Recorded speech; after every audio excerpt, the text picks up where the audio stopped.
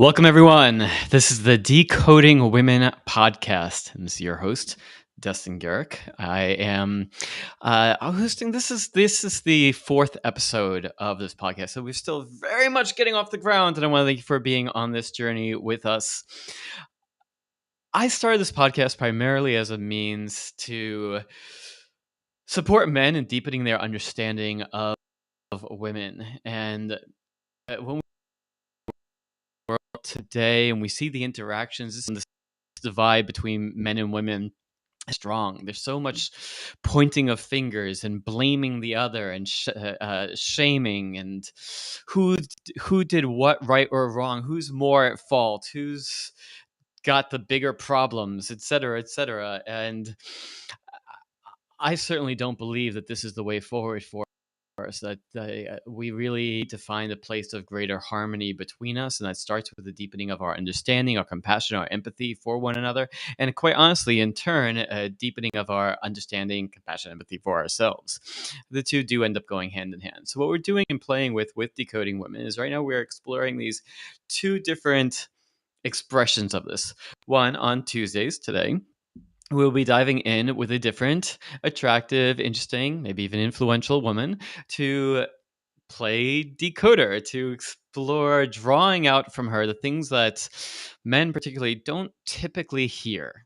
And also my job is to play this translator, to take like the things that she's saying and help kind of translate it in a way that men understand more deeply, can take deeply, as well as help kind of translate the things that are not being said, because quite often that which is not being said says a lot.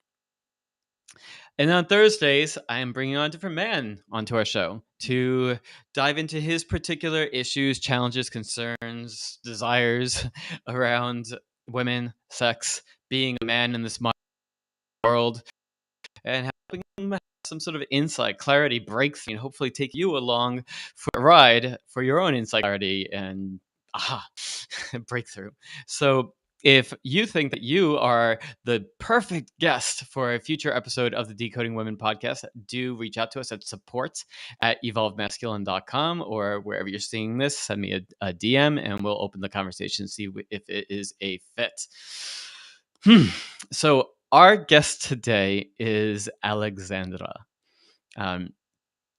Alexandra is 27 years old, and she is very much on her own path of her exploration of herself, her life, her sexuality, very intentionally on an explorative chapter of her sexual journey right now, and courageous enough, open enough, bold enough to sponsor the show and speak openly, freely with me and with you about that journey, so that again you can get the intimate details of what a young woman today is struggling with and navigating, and hopefully learn something about yourself or about the women in your life to create more vibrant, more sexy, more fulfilling relationships in your own life.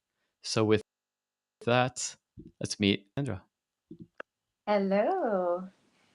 I'll take the 27. Thank you. I Did I turned get that 30, wrong? but yeah, I'll take the 27. I'm sorry. How old? I'm 30 years old. Oh, where did I get that then? My Oh, apologies. it's okay. My 30-year-old guest who Yeah, I looks can take the 27 or 27. No problem. 25. Yeah, exactly. Oh, no So problem. when I'm fully shaven, sometimes I get mistaken for being younger, but as soon as it starts growing, the white gives it away. Yeah.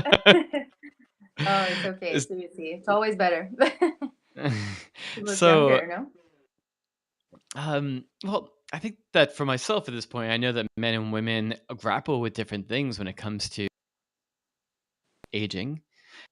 Mm-hmm. So, what I crave at this point thing is to simply maintain or increase my feelings of energy and vitality in my life. That probably because as I've gotten older, that's the one area that I feel like really does require my added attention, while all these other parts of life, quite honestly, just keep getting better. Mm-hmm. Um, but especially having two young children and turning Okay. 44 in a few weeks, I Yeah. I feel the like, oh, whew, I don't have the energy I had a decade ago. Oh, definitely, definitely, absolutely. I think for me, what I'm, And so yeah. yeah, Alexandra, I was kind of curious. It just feels like an interesting place to start from, being a woman who has all sorts of cultural stories as to what that means and how you're supposed to feel Mhm. about that. Yeah, absolutely. You hear a lot about turning 30. It's a big, it's kind of the middle of the life. So you have to have a house, you have to have kids, you have to have like all those things, when you turn 30, so you can be kind of more respected in society or more seen. I feel that I had a lot of this stress, especially as a group consciousness in Quebec. Like, it's kind of you have to be settled at 30 or else, like, what are you doing here? So for me, being a really free mind, a free, I was going to more, say, how many of those not things do you have? How many of those yeah, boxes have you none of actually them. checked? None. None of them. Yeah. I do not own a house. I do have a dog, but I no kids. And I have a partner, but the kind of job that I'm doing too is not, I'm not a lawyer. I'm not. It's completely different. It's kind of a holistic medicine. So, uh, for me, I'm super proud of that, and it was never a problem. And turning 30 was just beautiful. I made like manifestation. I made my own little ceremony for being proud of making it to 30 and still being, have a great mental health, and all that stuff that for me was important.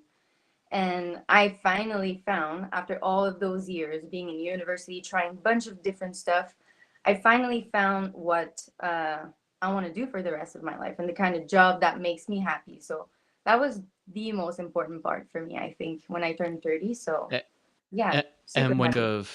when you speak of the job or work that you're doing that you feel like you'll do for the rest of your life, what is that? Yeah, so I'm a Theta healer practitioner and a sex guide. And sex So guide, yeah, is that I what you learned. said? Yeah, sex guide. That's how So in I. other words, speaking of the check boxes and the expectations, whatever, Yes.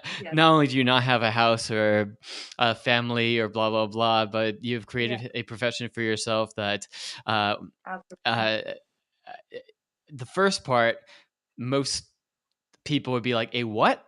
And Yeah. wait, this is that energy woo woo shit, right?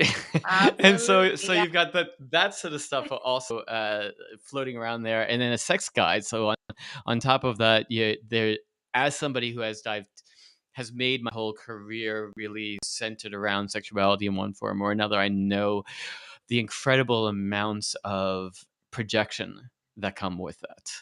The other Absolutely. people's stories and um, wounds and shit, really, that can be thrown Uh-huh. your way. And again, a whole other set of things. Being a woman, as a man on this path, I have my own set of projections that are thrown my way. Hmm.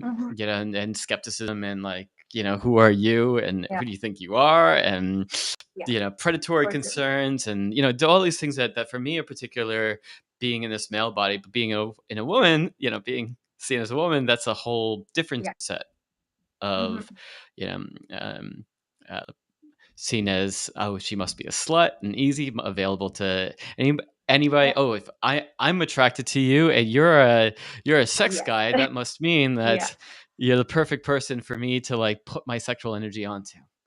Oh yeah. Absolutely. When I started, definitely I had to change a bunch of stuff too on the website and change the kind of word that I was using, because I definitely got some message that I was like, okay, because I say I'm a sex guide and I don't want to do only women. I want to do men too, absolutely. But I do understand that also my young age, also the fact that I'm attracted to some people, definitely brings like, well, I don't want to talk about my erectile dysfunction with her. I don't want to talk about my problem. And every time it was kind of messages saying like, oh, I'm a very sexual man, but I'm trying to, and kind of stuff. And I was like, okay, always trying to answer really professionally and especially not trying to be triggered by that too. but it was So I definitely think that a what you're saying is that as you're developing your professional growth in the sexuality field, you're met with a particular set of challenges because of the ways in which the men who would otherwise be prospective clients or prospective part of your audience are either sexualizing you or are trying feeling like they need to prove something to you around their own yeah, virility or manliness or what yeah. have you, Hmm. which takes away from the vulnerability that really needs to be into in order for you to have any positive effect on Absolutely, absolutely, because you know it's all about an equal exchange, and exactly like we're doing right now. You know, it's just I want to, and them. especially that people doesn't really know what theta healing is, so I really work around like consent, talking about your boundaries, knowing what your turn on are, knowing what your turn offs are, and talking to your partner or talking to, yeah, anybody that you're having sex with. So it's all about that. It's I'm not really focusing on you know talking about sex and how you can improve your sex life or how to do self pleasure. It's really more about Send them my way. consent and your patterns. Yeah, exactly. That's good to know. But yeah, it's all about those So patterns. Yeah. so let's bring this into the more personal, because this is really where our focus with this podcast is. Absolutely. And you know, tell us a little bit about your journey, particularly your sexual journey. Yeah. Like, how Um, did you get here? How you could come to this something you want? so it started pretty early on, I would say. Sexuality was always an interest for me because it was fairly taboo in my family. Not taboo as like, like Christianity taboo, but more like my father was not, I was always his little girl. So talking about sex with me was always like, I will, but not go too far.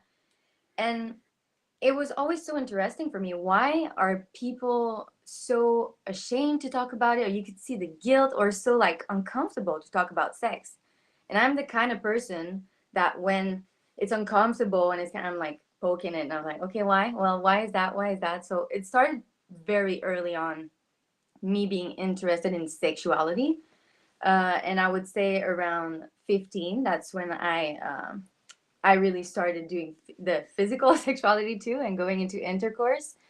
And um, yeah, I started with a man that I was absolutely in love with, and he was the man of my life for me. You know, when you're young and so hopeful, and uh, so I kind of like didn't really care. I was like, oh my god, I want him to deflower me, absolutely. Okay. And Deflower you. So it sounds like your first sexual experience was consensual, was intentional, like something Mhm, that you were actively seeking and wanting to have happen. absolutely, yeah, First of all, wonderful. Not everybody has that experience. yeah. And how was that? How was that experience? Um, so yeah, I really wanted it, and we were at the party, and we ended up being in a room with another couple, and it ended up not being, like very intimate or beautiful like I was expecting. It was Really, more like, oh in yeah, that environment, I your first know, time yeah, at a party with another couple in the room wasn't the most intimate experience. it was not. It lasted Now, don't five get minutes, and to the other people in the room before. As a first time. Uh, yeah, no, no, definitely do not recommend it how it went, but I think that yeah, I was very happy with the way I handled it. So yeah, it happened. And he never talked to me after again, never saw him again after. what was the So impact of that it on was you? the first time my heart was crushed. Mhm. Yeah, what was the impact of that on you? So you were looking forward to probably for years, given your precociousness around sexuality. And then finally, you're like, yes, this is the one. He's the one I want to do this with, and you have Yes. okay experience. It's not, Hmm. is that how you describe it? Is it okay? It sounds like it wasn't necessarily particularly good, or how would you describe the experience itself? Yeah, exactly. it crushed my heart for sure. After, like, not the intercourse, but more when he left me after, and I never saw him Okay, again. we'll get to that in a moment. We'll get to that in a Okay, moment. sorry. What about the Okay. experience itself? Disappointing for sure. I think Mm, is the word that I would use. It was mhm. fast and kind of didn't really know what was going on, and it hurt. So it was kind of like the whole time confusion and kind of like, is it in? Is not in? And then, oh, okay, ouch, and then nothing. Mhm. So that's what And happened, and I kind of the whole time I was like, what was it? okay. What going to be like? What was it in your mind? Like, what were your fantasies about what it would be like? Whew, that's a good question. At 15, I think I just wanted to know what it feels like. You know, that whole the big deal that we put around your first time. I Hmm. kind of was like craving so much to know what it feels like, and to like, okay, I want to be a woman now, and I want to know what it feels like to be a woman. So, Hmm. yeah, it was kind of like I just wanted to happen, and then it happened, and I was like, oh, but I was still ready for more. You know what you know what I mean? Okay, so it didn't leave you feeling just turned off by sex or feeling like, oh, okay, so it's not really all that it's cracked up to be. Who needs it? None of those types of feelings. There was a sense Yeah, that it no, was particular to the situation and or him. yeah, absolutely. It was more like, oh, really? Like you're doing this to me, and more like definitely toward him than, yeah. It just left me that I wanted more. I did not had more right away after, but I was like, okay, no, that can't be it. Like, I mean, after everything that I've heard, so And then and he essentially ghosted you. absolutely, yeah. And what was the impact of that on you? I think that definitely then I was going into men's that were not interested in me, or were kind of giving me the same, yeah, feedback, or same, always going into men that I had to, work, and yeah, just not interested in me, literally, or Mhm. just for sex. Yeah, So you creating a pattern where you were more into the man than he seemed to be into you, and where you were always the one kind of reaching, or maybe like he was down to fuck, so to speak, but that was about it. yeah, yeah, exactly. Yeah. And And kind would you of like, say, yeah, it kind of did normal for me. I thought it was like, oh well, that's the way it is, kind of a. I think I didn't really look for love for a very long time after I had my first boyfriend. Yeah, a good maybe 4 years after. so I'm curious if that pattern still continues for you, feeling like you are the one who does the chasing or the reaching in, or always kind of like wanting something more. Oh, absolutely. Yeah.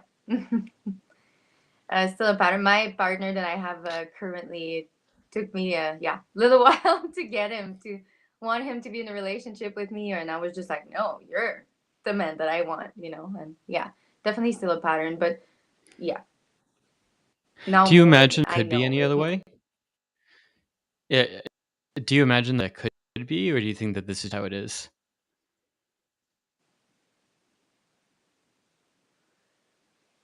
I think is that when I do have a man that does the same thing as I do to men that I really want, so I'm like kind of I'm being very straightforward. And I'm like, this is what I want. This is what I want to offer to you. So what are you in that? And it makes me, yeah, I'm doing the same thing as those men that does not want me. So it's kind of like a circle where men that really want me, I'm going the other way, and men that do not want me, I'm going, and I do the same thing. So is it clear, or Okay, do you so understand what I mean? you're saying that you actually do have the experience of both, of um, where you're doing the chasing the more anxious one, so and he's more avoidant, leaning in one foot out, not so good, maybe down to, but not emotionally engaged. Um, but then there are other experiences that you have where you, and in those situations you find yourself, yeah, I'm sure I'm not that interested. One foot in, one foot out yourself. Yeah. Why do you think that Yeah. is? Why do you think that is?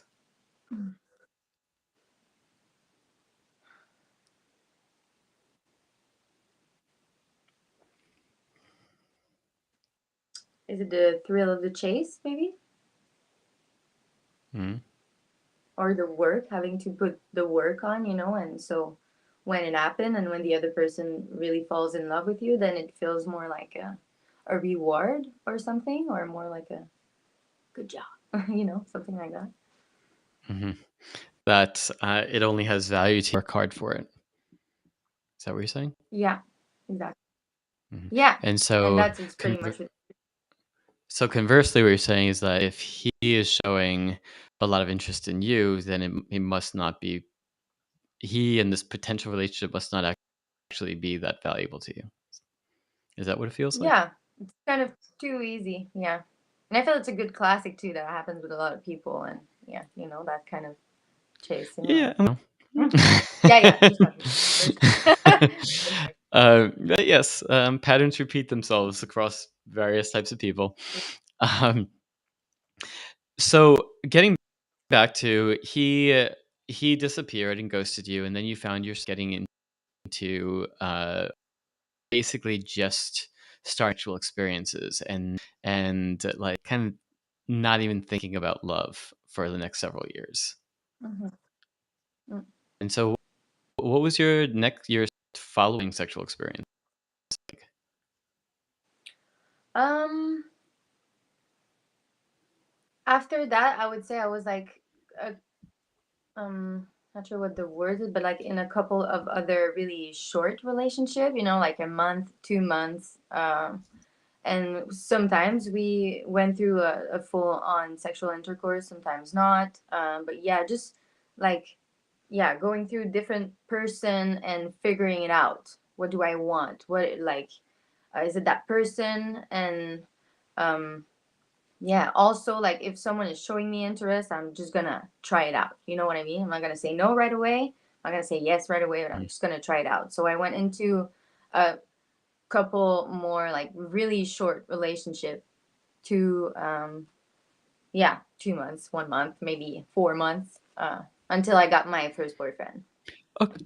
A change here, though. These were not one-off experiences after him. You were having ongoing sexual relationships, even if they were, relatively brief, of one to a few Yeah. months.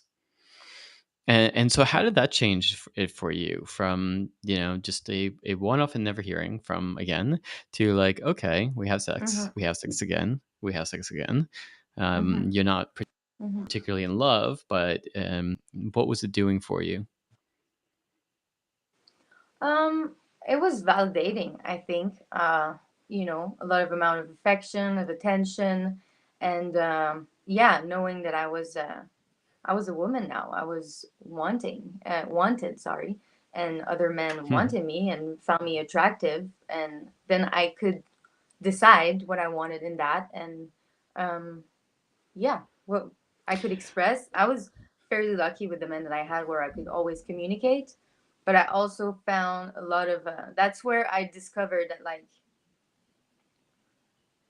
sexuality is fun, but if it's too messy, or if there's blood, and if, like, kind of stuff like that, if we're in our period, that's kind of when I discovered more the side of, like, okay, so it's on certain, like, yeah, and it was beginning of not Wait, beginning of wait. 2000, Hold on. You're bouncing around, and I'm not quite saying too following you. much. Okay. No, I'm just not following you. So, if it's bloody or messy, what do you mean messy? Like sexual fluids? Yeah, sexual fluid, like, yeah, And squirting, or then, uh, okay, so if period blood there's and blood stuff like that. or squirting, then what? It's not all men that like that.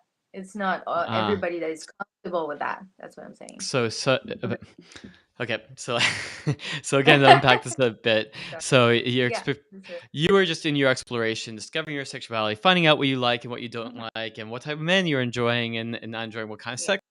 sex is working for you. But in that, you're also finding, oh, well, initially, it, uh, having sex while bleeding, while in your period, Mhm.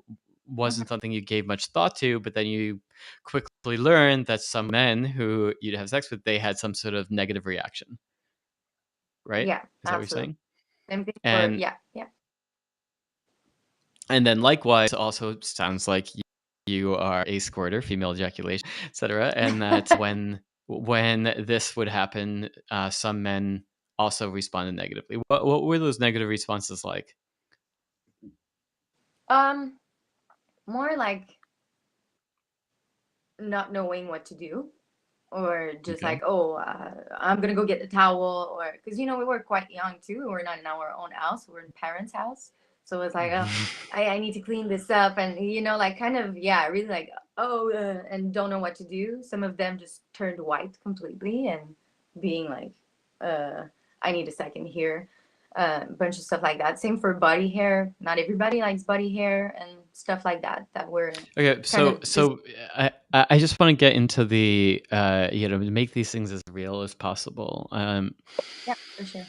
Like what in each of these points we are speaking of, from your period blood, your squirting, your body hair. I mean, these are what we'll call just like natural expressions of your body, Yeah. parts of your sexuality, your body, yourself, that you are learning through these experiences. Maybe maybe these parts of you are not okay. Mm. Is that the message you were getting, Um, or would you describe it yeah, otherwise? that I had to be that I had to be more, if I can say it like that, if I had to be more clean, I had to be more. So yeah, nobody here, not when we are on our, not when I am on my period, and uh, yeah, depending. But I do not squirt all the time, but like if it happens or stuff, it really depends of like bunch of different stuff. But yeah, I just had to be more clean and more like, yeah, I would say Or what? porn at the time was very different too.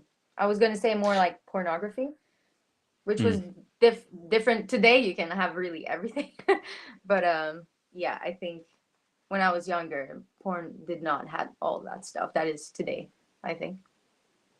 So there was you were getting a very clear message that there were very clear bounds of how what parts of you were okay, acceptable, Mhm. lovable, desirable Yeah. by men when it Mhm. came to sex.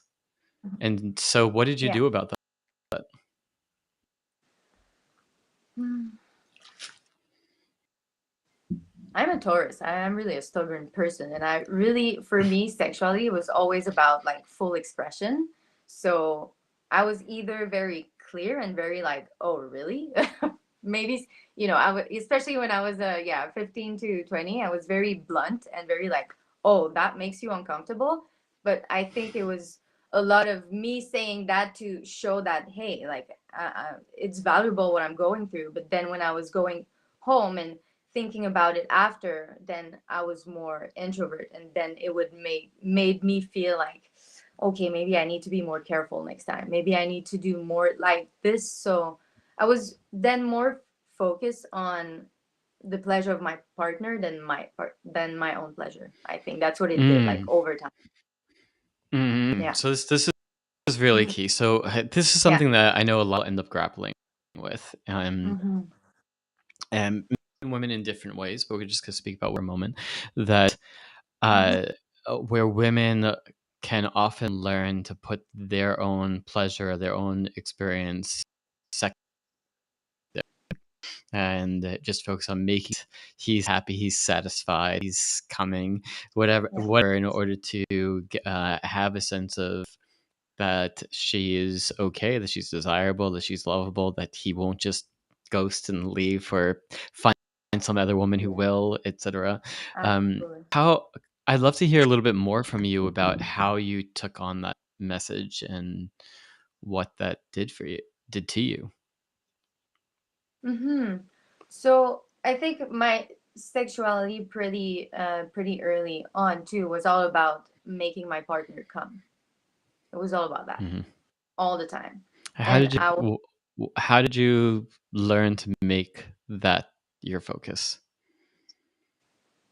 um yeah, to be really honest, is because uh penetration was not always comfortable for me or fun, or I was not really like, I was not always feeling something, so I wanted Mm. to make it as quick as possible. So Mm. I became super in tune with the partners that I was having, and would also recognize some patterns in some men that would come, and I would just go there and yeah, make them come as quick as possible, and just be like, that Okay, old this school, like, there's a lot here. porno, like, let's go, or just like, oh my God, and yeah, whatever, that kind of stuff that So was so on working top with of some that, men, other men. you learned you learned how to perform sexually, how to put on Yes, a kind of a sexual act that the men that you were with seemed to be responsive to. That was less about like your natural expressions of pleasure and more about what you mhm, thought would get him off. absolutely. Yeah, I had my own sex persona, literally. Like, when I was having Mm. sex, it was different than when we were talking or flirting, or yeah, absolutely. So But while I it was going on, I was not aware of that too. Like, it was kind of, when you do some healing and when you realize a bunch of stuff too, it was like, oh, okay. Well, while it was going on, it's all that stuff about consent. I thought I was okay with it, and I was having fun too. Like, I was having orgasm too sometimes, not all the time, but was having my own fun in that. And yeah, just getting the attention of your partner and seeing your partner enjoying it, that's where I was feeding my own sexual needs. uh, first of all, I want to thank you again for your level of openness here, and But this is a great comment, so I'll bring it on screen so I can do this. This is gold, so much being unpacked. I agree. yeah, I'm very, very much enjoying just opening up, seeing you open up and share these elements that, quite honestly, I don't think people really ever talk about. And men, particularly, I don't think ever hear the woman's journey. And hmm, it sounds like right from your first experience, you were having right first experience. There's a sense of, oh, like penetration actually, like penetrative sex actually doesn't feel all that good, but it does feel really good to feel desired. That feels great, yeah, and so you learned a variety of methods uh, to increase the feeling of being desired, do the things that seem hmm, to activate his like, yeah, I'm really turned on, really desiring you, yeah, and yeah, allowed to that also seem to speed up the process so that yes, you wouldn't have to quote put up with the penetrative sex for that long. absolutely. Yeah, this is very well Woo! said. Very well I said. I Yes. I really I really think that you've spoken to some things here that are way too Yeah. common. You know, they come about in different ways. The flavor of it maybe a bit different for different people, but this story plays out so often. And I also think it's Yeah. really wonderful that It is. you're able. I mean, 30 is still relatively young in the scheme of things, being a Yeah. just about 44-year-old here. Uh, Yeah. that you are at a place where you're able to see it more clearly. And Hmm. I want to pack a bit more, but first I just want to ask you, and the same said, thank you, Beat Crusher says, thank you for Oh, being my pleasure. vulnerable, Alexandra. Thank you, Bead Crusher. And Yeah. My I pleasure. totally agree with that as well. Um, Thank you. yeah, I think that you're doing a service to the people who are watching and listening to this, both live as well as who are watching and listening later. So I'm Thank curious, though, in you. retrospect, now 15 years, you started having sex at 15, you're 30 now. So Yeah. literally half your Thank you. time ago. Yeah. And how you experience sex today. How I experience sex today? Sorry, you're cutting out here. Mm.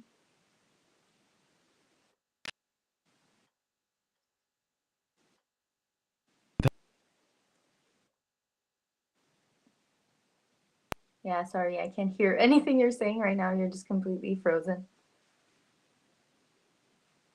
Not sure if it's me. Yes. Equanimous. Can you hear me now? Okay, yes, coming back. Okay, wonderful. So here you are 15 years Perfect. later from that first sexual experience Yes. at 15 years old. It sounds like you Mm-hmm. have done a lot of inner work and grown exploration, both of your sexuality as well as Yeah. just your inner landscape, your deeper Mm-hmm. truths, your emotions, etc. And Yeah. what's different about your experiences with sex today? Um, I would say, yeah, I don't see you anymore, but I'll still, yeah, I'll keep talking. Good. I would say that my partner is a huge part of it. I've been with him for 3 years now, 4 years, and I did all my healing, starting my inner work while in a relationship with him. And I went through all the stages, literally. I went through sobbing, grieving, anger, literal hate and resentments against men, against any kind of sexuality. I was not able to be in touch at all. I was just not, yeah, I could literally like burn the whole world because I was like, oh my God, that whole time my body was like, no, no. And I was kept doing it, kept doing it. And yeah, then after begin the forgiving myself for that and understanding acceptance. Um, but I would say that the huge part of my healing was definitely my inner work, but also the communication that I had with my partner, the space that he gave me while going through all of that, and me literally asking, have to unfold the fact and being truthful to him, saying like, I do not want sex right now, has nothing to do with you, but I am so scared that if I do not have sex with you right now, you're just gonna go see another woman, and you're not gonna Mhm. want to be with me anymore. Because we're not talking about like 2 weeks no sex here. We're talking about a long time no sex, all the Mhm. time that my body needed to heal. Of literally like, no, I cannot be touched right now. I need affection. I need, yeah. There's so much that I want to unpack in the past Yeah. couple minutes. I'm gonna stop here. No problem. I'm So, stopping here. so first of all, you came to a realization that you were repeatedly having sexual experiences that your body or a part of you was not actually wanting. What and it sounds like you were doing so in at least in part because there was this fear that if you don't, this man is just going to go elsewhere. And Mm-hmm. sex, in a sense, was there's a program in there that sex was your tool to get or keep a man, really, and that Absolutely. Yeah. Yeah. if you act into your body and followed your own pleasure, you would actually be making very different choices. And Absolutely. so you Yeah. were able to do this for a while, and Mm-hmm. then it was unsustainable, and something broke. Essentially, a Oh, change had to take place. oh And yeah. but you said that occurred sometime in the past 3 years while you're in this relationship with this man. Is that correct? Yeah. Okay, Yeah. so I'm gonna put something out here that I don't know very much yet, but I see patterns in the world. Yeah. that that this relationship that you have with this man, the level of safety that he created and the two of you created together is what allowed this opening to finally take place. That in the moment it Absolutely. seemed like catastrophe was occurring. In this moment, it seemed like all of a sudden, all these men before you were able to just fuck them, just Yeah. just fuck them, Yeah. and now Yeah. here you are with this like really like good man with it who's actually truly loves you, really really cares you, is holding you in a very like warm safe space, and Yeah. your response is I can't have sex with you. And so Yeah. on one level, that for men especially, I know that the men who tune into this podcast tend to be men who really want to be good men, who really have like good heart, really you're into Mhm, not only are good men, but you to be even better men. So hearing that on one level can mhm. sound like, dude, like this is why the message out there is just like just be that asshole, and you Yeah. could just and you could just fuck the Mhm. girl. You try to Yeah. be something else and better, and then she was like, yeah, I'm not gonna have sex with you Mhm, now. How so mhm. that's one way of looking at it, but I think that what we're Yeah. really opening up here is the deeper thing. Like Oh, yeah. it is a testament of the man that he is and the love that he holds and the safe space that he's able to create that helped you crack open that helps you Mhm, crack open a facade. Every man prior only mhm. experienced a facade of your sexuality, and a facade meaning a fake version of your sexuality, and a fake version Yeah.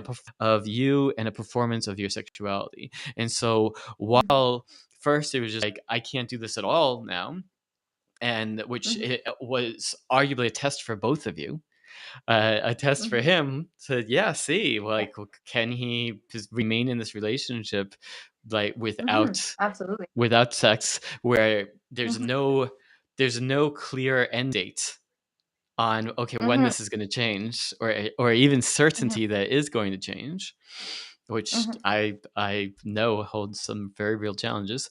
And two, a mhm, challenge for you to be in that mhm, space, but also to mhm. part of you that holds a belief that the man's just going to leave and go fuck Yeah. somebody else who's willing to fuck him.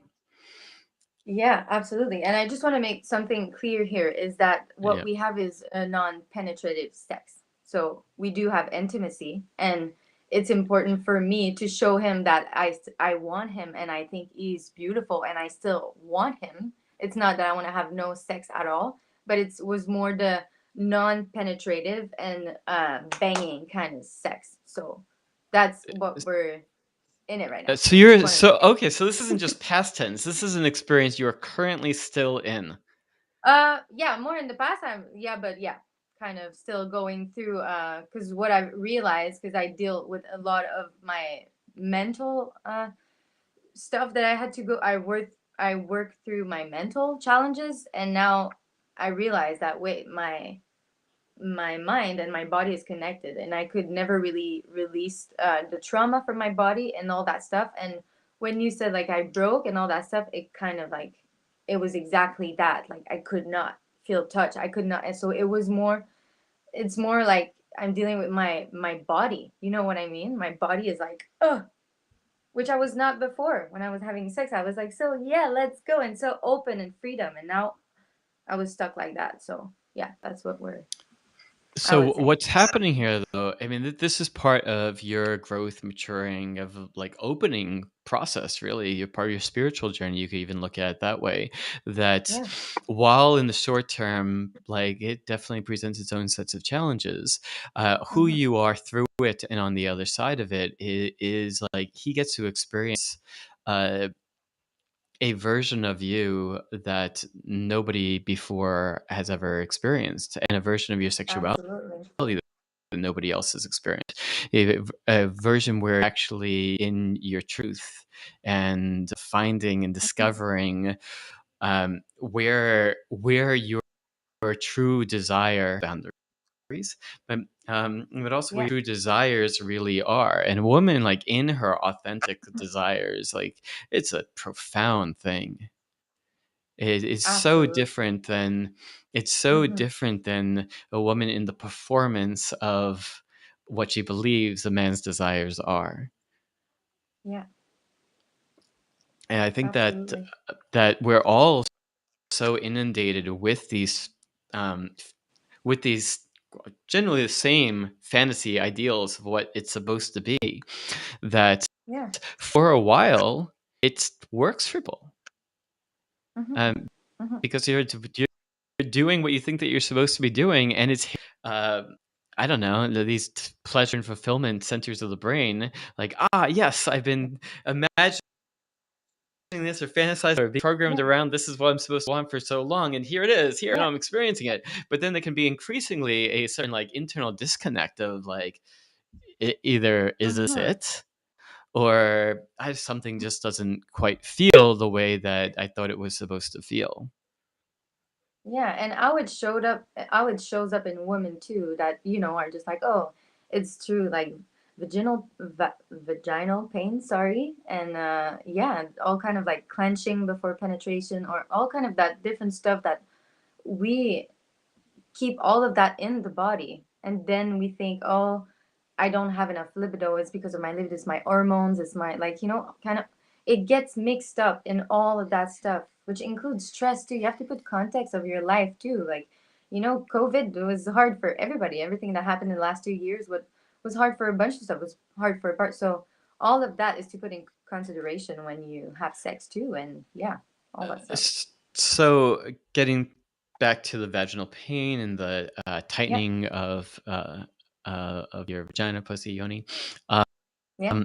is and how that affects libido, as you said. How we have Hmm. I know you're in Canada, right? And I know Yeah. U.S. statistics a bit better, but Hmm. Yeah. here, like epidemic numbers of sexless marriages, like and a sexless marriage generally like defined by couples who are having sex less than 10 times a year, I believe is the number, something like that. Okay, thank you. I was And like, what is that? I'm not sure I know what it is. Okay. and Uh-huh. like the numbers are really really high, and the Mm-hmm. general the general she, the woman in this case, ends up losing desire, ceasing to want to have sex. And quite frankly, I've come to believe that what you're describing is a prime reason for a lot of the women here. They might not necessarily have all like the eloquence to the way that you just did, but Mm-hmm. there can be this sense of, well, at the start of our relationship, like it wasn't like this, we fucked like bunnies, we Yeah. did all sorts of Yeah. wild stuff, and then it's just something changes. And Mm-hmm. I honestly think that what you're describing is what is just Yeah. there's as women get older, particularly themselves, as they get more in touch with their body, they can just really, as time goes on, of uh, to what's essentially an abuse of their own. Like, at the end of the day, you're Yeah. doing to you're doing to yourself. Uh, the body just increasingly says Mm-hmm. anymore, Oh, absolutely. and so And that, where uh, piece here, that this is where I think that we're experiencing disservice in the way in which we're programmed by a particular sex that we think yeah. is what we want, because it's just what we're inundated with from when we're in puberty or before. But at the end of the day, there's so many people who are so unsatisfied. Yeah, absolutely. And it's also like there's nothing wrong with the big slutty sex and bang bang bang. There's nothing wrong with that. But I think for me Mm, was is finding the balance. You want everything. And for me, what I found hard in sleeping with those men in those many years, it was always the same thing. Always the same beginning, always the same middle, always the same end, but different men. mm, So you eat you out, give a little hand job or whatever, and then penetration, and then done penetration. And we either talk or we go to bed. So mm. that was sex. And And what would then, you like it to be? oh,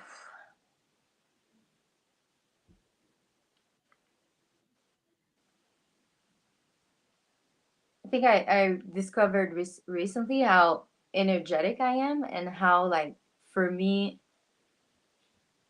which I never listened to that before. I was like, yeah, sex is that and that's it. And yeah, I can have sex for me just by we're cuddling on the couch or cuddling in bed and laughing in bed right now. And that for me is sex.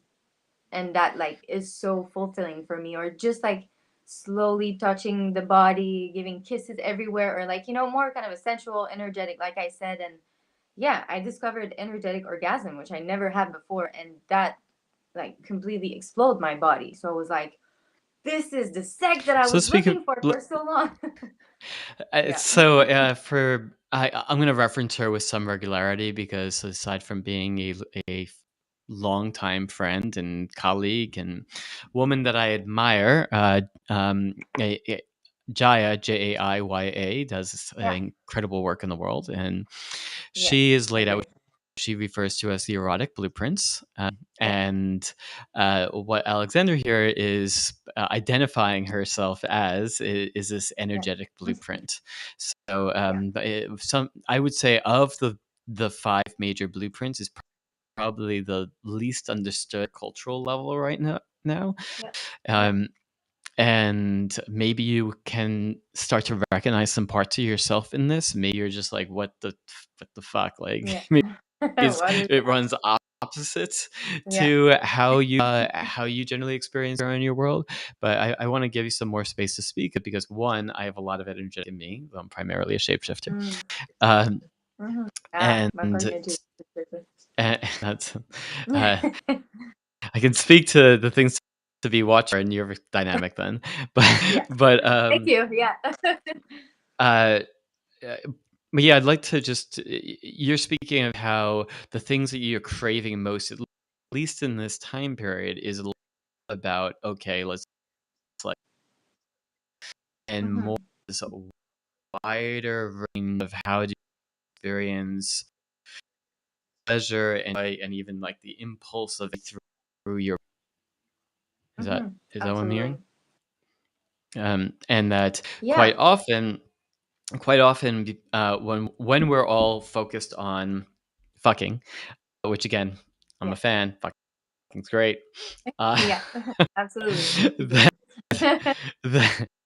that, but quite often when that focuses, there are all these realms of possibilities that end up Yeah. not getting any attention because we're in such a rush to get there. And so it sounds like Exactly. Yeah. particularly you know, have been off the table, and so it puts you into a greater state of if not then what? How else can we be? How else can Exactly. we one another experience pleasure with one another? Intense waves of pleasure its bodies. Exactly. Is I think I'm hearing you. Yeah, absolutely. And 'Cause yeah. how are you Do you want to go on doing that? or Like can I what say? has been? Yeah, you go. Yeah, because I was going to say, like, yeah, my partner, the first year too, the sex was completely amazing because it was a mix of fucking and a mix of that energetic, which I never experienced before. But he has, uh, yeah, he has. I still present like that energetic or something. I don't know how to explain it. That's the way I was explaining when it arrived. Like something in his belly that was so warm and that would just circulate between us while we were having sex, and we were like deep breathing and doing all that stuff that I never done before. Like I was doing that for the first time with that man, and it blew my mind.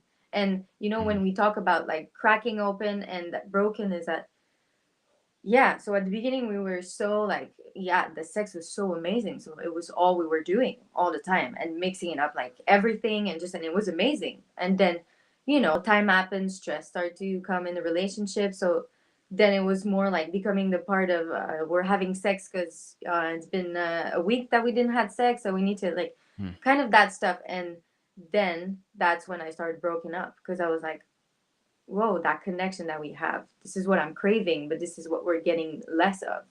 Why? mm, You know?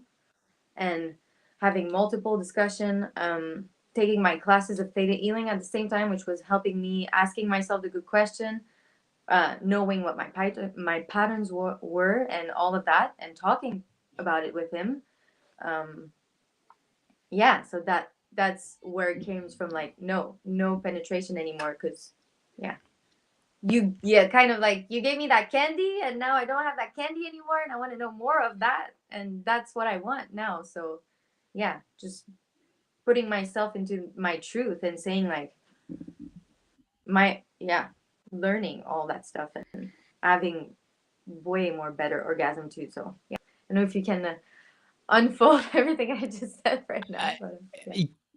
Yeah, that for you, there was a sense. Again, always correct me if I'm missing, but you Yeah. have, after a decade and a half of approaching sex a particular way, one to Hmm. increasingly recognize was more about performance, more about putting on a show, Hmm. more about doing what you thought that Hmm. this man that you were with wanted, um, Yeah. versus actually being in touch with what you wanted, your own desires, your own sense of internal pleasure, Yeah. that you discovered through him these experiences, you describe as energetic experiences, these other ways of feeling pleasure in your body that Hmm. that opened and blew your mind, a sense of like, oh my god, I didn't even know I could feel these things. And so Hmm. that's the candy that you've referred to, and you're just like, I Yeah. want more of this. And you found Yeah. something there that you never quite found in like just your penetrative experiences of the past. Yeah. Exactly. So since discovering this candy, this Yes. deeper energetic flow through the body, have you experienced that with penetrative sex? Like a way of bringing those two together. Um, not, no, not consciously, not yet. So you described him as a shapeshifter, and yourself as more energetic. For those watching, listening, if you look up the what is it? The erotic blueprint quiz. I'm sure if you just Yeah, Google erotic on blueprint quiz, Jaya.com. Yeah. you'll find her Mhm. Jaya quiz that will, it's fun to take. It's up, who doesn't Yeah. like quizzes, and about Yeah. your sexuality. Have fun with it. Yeah, exactly. Yeah. And it'll also give you some insight around these pieces that we're speaking of. I'm doing my best to make sure we're explaining them in a way that makes sense. So, Hmm. with him being a shapeshifter, something I know a lot about, being it my personally, is that Yeah. on one sense that, okay, he can play in the energetic, he can play in the more sensual blueprint, the sexual Yeah. blueprint, the kink blueprint. Hmm. One of the things that I actually expressed to Jaya when she was first kind of formulating these blueprints is that, Jaya, it's not just that I can do any of these, it's that I need them all. And if I Yeah. don't have them all touched inside of me, I feel a sense of something is missing. Yeah. And so this is something to be aware of in your dynamics with one another, is that Hmm. shapeshifters have a tendency, and myself included, to meet their lover where they're at. So, okay, you're Yeah. energetic. Okay, well, I know I can do energetic. I can enjoy energetic. So let me just give you Yeah. energetic. But over time, there can Yeah. be increasingly sense of, well, what about these other parts of me? Exactly. Yeah. Yeah, if you can talk about like more of your experience, because I don't want to talk for my partner and for his what he's going through with his own sexuality, but I know that for me, um I felt when I read about it, because I went on Jaya and I did one of her classes too to learn more about it, because for me it was like absolutely beautiful learning that I'm an energetic, and trying to know my partner too without like always having to communicate about that, and like just try to surprise or just be like, oh, if you're more than that, then I can try some stuff.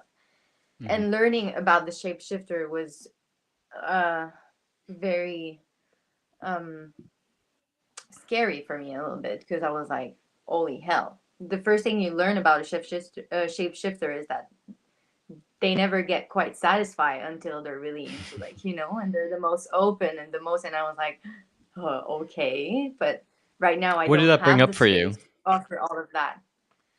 Did Yeah, it that bring same you? thing of like I'm not Yeah. enough for him, you know? Hmm. And that Yeah, was their which fear of abandonment. Was there a fear of, okay, I'm not, and he's going to go somewhere else to get that, or did that not come up for you? absolutely. Absolutely. And I would say the big difference is that that time, instead of overthinking it in my head, that's the first thing I said to him right away. I was like, Mm. I feel like I'm never going to be enough. I feel like, and but yeah, he doesn't have to do stuff to make me feel like I'm enough, but just like for him to know what my fear is, and for me to express it loudly and communicate it. Sometimes it's all that you need. You know what I mean? To Yeah, and this is part of the Yeah. safety that he was able to create for you, Mhm. you were able to create in the relationship. Both is that Absolutely. your ability to actually just be in your truth, express yourself without fear that it is going to lead to major conflict or being abandoned. Um, Yeah, yeah. exactly. So, All that stuff. so how long now have you been in this period of kind of exploring non-penetrative sex? um, on my side, I'm saying not very long, but I'm guessing on the other side, it must be another answer for sure. But I would say around yeah, 5, 6 months. Okay. Yeah. Yeah, I think that on the other side, that probably does feel Yeah. long. Yeah. Uh, Because we did have, some trying sometimes, but really being like, because also we were talking about like painful penetration before and vaginal clench and all that stuff, which mhm. I have been dealing with that for, um, yeah, 6 years almost. So that's It's all, always like not the listening to that. in So involuntary clenching of your vagina and yeah, along with tension. pain, along with pain during sex. Yeah, exactly. Hmm. Yeah, it's really like around the canal, I would say, like, Hmm. before entering, and it just feels like, yeah, it's just it hurts. It's painful. It's not fun. So Hmm. having an orgasm at the same time is like pretty much impossible, I would say. Unless Because you can't open to that level of pleasure when you're feeling this constant sense of pain. Yeah. Yeah, and it's not all the time at the because that's what I realized too, and that's why I realized that my pain was emotional and a lot mental that was going through physically, is because at the beginning, and I'm not talking about just this relationship, but like throughout the 6 years, at the beginning when I'm like really into it and it's a new guy, or it's like it's gonna be fun, but then it goes into, or I'm gonna feel some resentment towards in the relationship and all that stuff, then that's when the painful penetration would come up. Or if I would be like, okay, I don't want to have sex, but I'm gonna have sex because, like I said, it's been 4 days we didn't have sex, so now I have to give him sex and stuff. So that's when painful penetration would come into work after that. So your mind would tell you that you need to have sex for this reason in order to give it to him, etc. And your body was like, "Yeah, I don't really want to do this." Exactly. So the body would be in resistance instead of being in a state of opening, expansion, relaxation, pleasure. It Yeah. would be in contraction and Hmm. defensiveness. Really, is the Hmm. response of the body, and that tightening in that way is what can lead to further tearing or other uh, Yeah. pain. Absolutely. Yeah. Yeah. So quite literally, your body was clearly communicating. Oh yeah, it was consenting for me. It was literally saying to me like, no, you don't want to right now. And since you have been not listening to me for so long, then I'm gonna make it even more clear for you to stop at.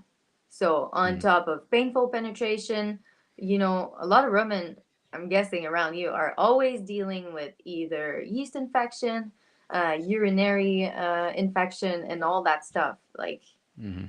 it's not always linked, but for some women it is linked. And for me, like the constant coming back of yeast infection, of like all that stuff, was definitely my body saying like, stop, you don't want that, it's not the way you want it. But yeah, the the affection, the attention that I was getting, guess was just more important for me than at the time, but it seems Yeah, that. hearing you speak to that, I just brought back memories of my late teenage years and my girlfriend at the time. Like, we were having sex constantly, but she was Hmm. also constantly having yeast infections or Yeah. UTIs, and it's really leave me wondering, like, what was her experience at the time that I was not aware of? Hmm. What was going on internally for her that maybe she wasn't even aware, just as it sounds like you Oh were yeah. not all that aware at the time. Hmm. It What were the things that I was misreading, Hmm. and what how would I do things differently today? Yeah. I For one, I'd like to I'd be in more inquiry around what's going on here, and is Hmm. is there something about how we're being together that's contributing to these very real health issues that are going on, Yeah. instead of just kind of try to just push through it. Yeah, absolutely. And I mean, like, it's all Mhm. the stuff also when it's physical, it's easier to say, like, oh, it's because, like, me, I was thinking it's because of what I was eating. I Mm. was thinking that it was, like, for other kind of reason that had nothing to do with my sexuality. Because I was like, yeah, it was something else. So I had a bacteria overgrowth in my intestine and it goes through my vagina and all that different kind of stuff that you're like, not thinking right away, but that it's getting to know more and more now. You see with a bunch of people on Instagram that are or coaches and that are learning that stuff and new studies that comes out that are more linked to, yeah, no, it can be for something for other reason. And as That teenagers, you're you're talking learning about the all of yeast infections or UTIs? Is that what you're referring to? that are linked to yeah, the sexuality, the consent of your body and all that stuff, Ah, like this got studies are, yeah. Thank you for always correcting me. Sometimes I it. get like and I I don't, you're not right. trying to correct. I say clarify. Yeah, Just making clarify, sure yeah. that things are as clear as they can be. And Yeah, the absolutely. so I can I ask you a can I ask you a personal question? Because we haven't been doing that. No, yeah, exactly. I'd Yeah, say just a step please up go in ahead. in kind of the vulnerability, sensitivity of the question is: Okay. have you experienced anything that you really relate to as sexual trauma?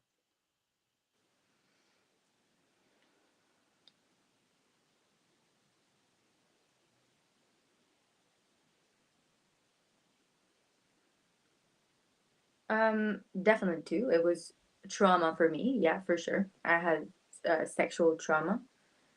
Um, and I would put it into when a man was giving me interest. When I would go like single after a while of being in a relationship, I would just, if you would show me interest, I would say yes right away. Let's have sex. Let's Mhm. go. And then middle of, yeah, wild penetration, it would hurt like hell, and I would still do that performance that we're talking about. And I would say, but it would hurt like that. I would cry, but it was dark in the room, so it would have not seen me, and I would just cry and my whole body and freeze and be like, oh my god, I do not want this right now, but I can't back up. I cannot back up. So So that was trauma for me for sure. yeah, I mean, Of it's still very going clear to on. me that this is trauma in your body that you're still releasing Yeah. and you're still very much Yeah. moving through. And first of all, I want to thank you Hmm. again for your, just your openness and vulnerability around these things. That I know it's not Anytime. the easiest to talk about.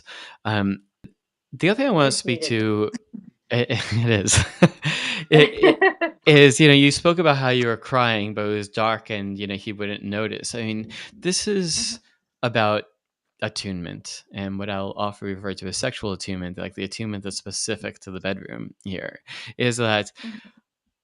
an attuned man could be blindfolded and he would know Yeah. you were crying. Hmm. Mm. So what can happen, I think, especially in younger men, but just more numb men in general, Yeah. is that there could just be such a focus uh, on his own sexual performance, on doing the thing, whether he's just focused on racing towards his own orgasm, or whether he is just locked into doing the thing that he believes is gonna make you feel good or gonna make you come. Either way, Yeah. there's this goal I have to just perform and get to, Yeah. that can really take a man out of that attunement. And by attunement here, I just mean that sensitivity, that feeling into seeing, hearing, feeling into the subtleties of what is actually happening in this moment. Yeah. And I'll say this repeatedly on this podcast, that feeling into the like so much is being communicated in any given moment, and only a small portion of it is with words. And the more that we're able to cultivate our senses, particularly our sight, our hearing, our felt sense, to our lover, there's so much that we can respond to moment that can take these contractions that you are feeling, notice Yeah. them, and adjust immediately, instead of just kind of trying to like push through that Yeah. that contraction, which just causes trauma. Absolutely. It may not be like coercive rape, but it still creates these little trauma responses in the body that particularly Oh can yeah. build up over time and lead Oh yeah. to what you're speaking about here. Absolutely. And I was doing my best for it not to show too, and it's absolutely something that I was never able to do with my partner right now. Or it's just like, no, you would feel it right away. But when you fuck, when you talking, that it's so much harder to be in tune. And yeah, that's when, yeah, totally agree with everything you're saying. Yeah, I mean, first of all, to reiterate, I hear what you're saying is that you're Mhm. with a man now I'm who sorry, I'm just is, gonna take 2 seconds. generally speaking, I'll keep speaking. Because Who no, yeah, thank It's you. okay. Because my Do, iPad is do your like thing. all over the place. I'm gonna mute you for a moment while you do that and come in. Um, that it sounds like this man is a quite attuned man who does who's very connected to his heart, feels a lot of like compassion, empathy, and care, and pays a lot of attention, feels into you, and has you feel all of those things.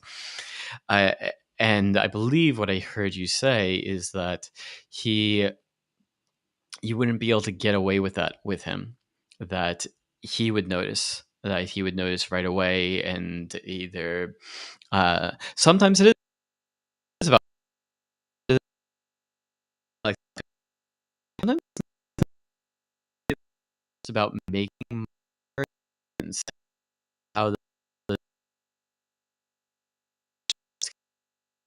something feeling off or even painful or difficult to feeling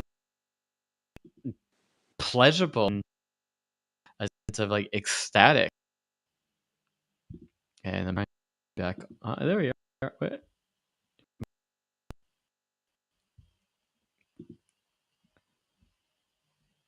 I don't seem to be able to unmute you. Can you unmute yourself? And you are unmuted. Yeah, sorry about that. I just needed to plug my iPad. Okay. So were you able to follow what I was saying? Yeah, absolutely. Yeah, hear everything. So yeah, Yes. you were right about everything you said about my partner. Yeah, And so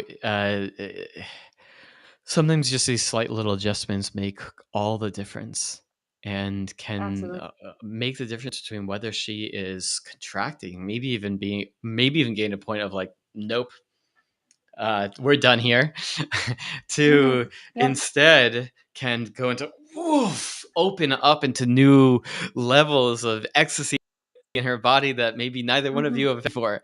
So yeah, this is the this is the power of cultivating sexual attunement. And I'm going to be bringing this up Mhm. again and again and again because, quite frankly, Yes, I don't think it's spoken of very much, if at all, really, in our absolutely. society. And in many ways, it's like an antithesis to so much of the training that we as men can get, because Mhm. that attunement is rooted in cultivating a sensitivity, and Mhm. sensitivity and men are not, are often not associated very well. But Mhm. that cultivating your sensitivity in this way can have incredibly pleasurable rewards for both of you. Absolutely. Absolutely. And I do think also it's a beautiful way to heal vaginal pain, because it doesn't go away like this. And I can heal my mind, I can heal my patterns, but when it's unconscious because you've been doing it for so long, it creeps back so fast. So sometimes while you're having penetration sex, like, you have to say, okay, stop, it hurts right now, but you just give me, like, 5 second here, just give me 5 second here, and then you notice the tension, and then you release, and then slowly go back, so it's a work to do together, to release that tension and understand that pain. So instead of always saying, like, oh, you're hurt again right now, it's like, just give me a second here, and I can release the pain and go on when you're attuned, like you said. Yeah. Yeah, and again, I'd say even a step further, like when, as you further and further that path of attunement, Mm-hmm. much of that doesn't even need to be spoken anymore. Yes. That again, it can simply be felt. You feel the Yeah. moment of that contraction, and just like Mm-hmm. pause. And it isn't just like it doesn't need to be interruption. It doesn't need to be, oh, something's wrong, I Mm-hmm. have to stop. Yeah. Maybe a man can go into his, oh shit, I hurt her again, oh no, why can't I do this right, Yeah. all those types of places. It Yeah. doesn't need to be that at all. Like, keep your heart Yeah. open, like pour fucking love into her, a Yeah. complete acceptance of the situation and her exactly as it is in this moment. And if you need Yeah. to pause, really what we're just talking about is like, this needs to pause. You can just Yeah. like stop. You can stop that motion Mm. in that moment, and just like, like bring your Yeah. mouth up to her neck, or grab her here and like kiss Yes. her. Yes. Just like Yes. slide your hands up her body. There's so many, but all Yes. these ways of bringing her into her body, and the things that feel good in her body, while Yes. pausing the Absolutely. place where her body is starting to contract. So instead Yes. of it feeling any sense of like something wrong or something is interrupted, it's just Mm-hmm. a shift into Yeah. Put the more focus pleasure. somewhere else. Yeah. Exactly. Exactly. Yeah. Always pleasure first. Mm. So one moment. So Bee Crusher a bit ago, almost 20 minutes ago, said that this made Mm. me think that one of the challenges of the shapeshifter is making their women feel enough. I said I'd get to this. I'm getting to it. So Yeah. we were speaking about the shape with the more somebody with an energetic blueprint, but this is really a case of this, is that their partner may be more inclined to feel like they can't fulfill the shapeshifter's needs, because the shapeshifter, Mm-hmm. it feels like they have all these different parts of them that need to be fulfilled. Yeah. So on one hand, Bee Crusher, I want to say, yeah, there's truth to that. Also, I want to remind you that uh, your needs and your desires also do matter. And so it's not simply about, okay, you just need to make her feel enough, and just kind of shove down these other cravings and needs that you have. Exactly. um, Mm.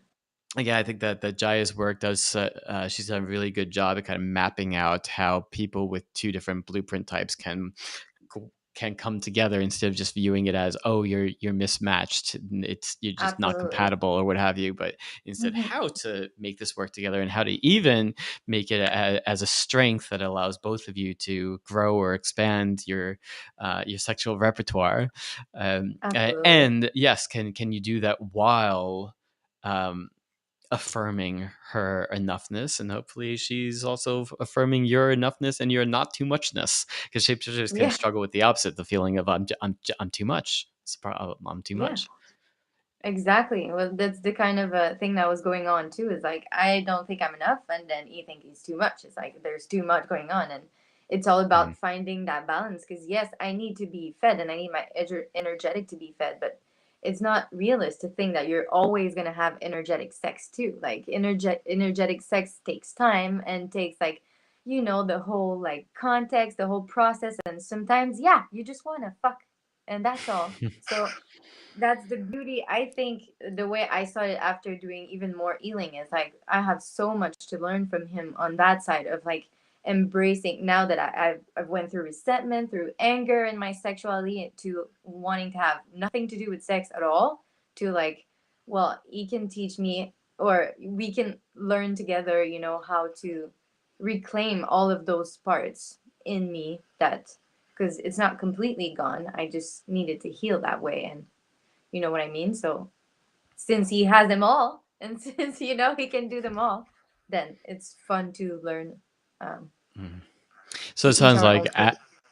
as things are healing in your body, as your desires to explore this wider range of your sexuality is Mhm. increasing. And Yeah. quite honestly, I'm a little excited for you as to Yeah. um, what you'll be experiencing on the other side. That there is another side to it. Mhm. It may take longer than you would have Absolutely. liked. It may have already taken longer than you would have liked. Yeah. But however, Yeah. there can be a beauty in its process. And on the other side of it, Yeah. again, like the place that you'll be addressing your sexuality from, the place that you and your partner will be exploring, yeah, your sexuality from, like it has a completely different flavor and opens up so many different levels of, I don't know, physical, Absolutely. emotional, energetic, spiritual, all come like all together into the sexual Yeah. experience that Yeah. yeah, I found is quite profound, and not the Mhm. experiences that I was having in my 20s. They were wonderful for what they were, but they weren't. Mhm. Now I get to have a different kind of wonderful.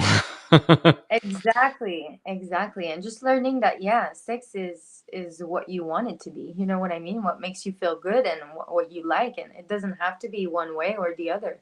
It's like a Mm. whole it's fun, and it's yeah, and that's what I'm learning, and not learning but yeah, teaching myself again that like sexuality is fun, and I can, now that I can express myself and I feel safe, then it's all about like game on, you know what I mean? And it's definitely not, I'm still healing a bunch, and I still have a lot, my body needs to cooperate a little bit more for sure, but I do have less resentment, like less anger, and way more openness, and what's the word, excitement, when I talk about having sex with my partner right now, you know what I mean? Like it's more like Well, going there, so I'm very excited for you both. I want to thank you again for being part of this, for your willingness to unpack all of these very sensitive areas. To be honest, I'm sure yes. that if we spent another hour on here, we would find more Oh yeah. very juicy moments For that we sure. could open up. Yeah. Um, but it really is remarkable. You're a remarkable woman for just the path Thank you. you have uh, that you have walked already in your life. Your willingness to recognize the patterns that you were in that were not no longer working for you. Your willingness to see them clearly, even though it was likely uncomfortable, and Yes. to make choices that directly confronted some of your deepest fears. Like, okay, Mhm. um, if you listen to your inner truth, it would mean not having penetrative sex with this man that you love and who you'd Absolutely. on one level would be absolutely petrified of him just being like, okay, then I'm out and leaving, and doing that which faced a deep fear of yours and coming through the other side. Mm, yeah, Hmm. absolutely. It's a beautiful journey, and I'm yeah happy to be able to follow it and yeah, So go on with speaking of follow, it. so for our watchers and listeners, how would they follow you, find out more about you? checking more on your journey? Oh yeah, well I do have my Instagram called Find Sexual Truth. That is my business Instagram, if you want say, or else my name is Alexandra D'amour. If you want to show me more of my everyday life stuff, but I don't really post, so more of a Find Sexual Truth. It's better. Post more about sexuality, openness, and consent that I do talk about because that was a lot on my part is learning how my body respond to consent and how it fluctuates throughout the Mhm. intercourse and toward all that. So yeah, and just stuff like that. Yeah, and thank you for our audience for being here with us, for watching Yeah, us later. thank you. Please do follow me on your favorite social media. We stream these live on twitch.tv/decoding women, written in hacker codes. So that's D3C0D1NG W0M3N. I've gotten good at that, but we'll put that link in the uh, show notes and what have you. I'm sure you could also search Destin Garrick or Decoding Women on Twitch and find it there as well. We're going to continue to find ways to take this content, repurpose it, and put it onto more and more social channels. So it's wherever you like to find home. Hopefully, you're finding this, and please do continuing following along on this journey as we play this game of decoding women, Yeah. learning, growing, and coming to a deeper understanding of women and ourselves. Have a beautiful week. See you Thursday. Mhm.